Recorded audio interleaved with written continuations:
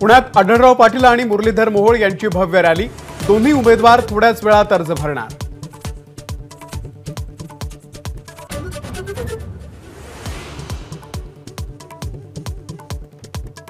रावेरमधून रक्षा खडसे आणि जळगावमधून स्मिता वाघ यांनी उमेदवारी अर्ज भरला।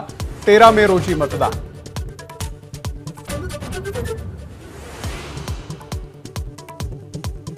संभाजीनगरमधून महायुतीचे उमेदवार संदीपान भुमरे यांनी उमेदवारी अर्ज भरला।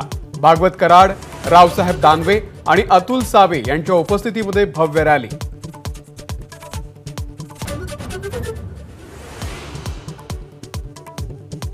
नाशिकच्या जागेवरून महायुतीमध्ये तिढा कायम। उमेदवार चाचपणीसाठी अजित पवार गटाची महत्त्वाची बैठक।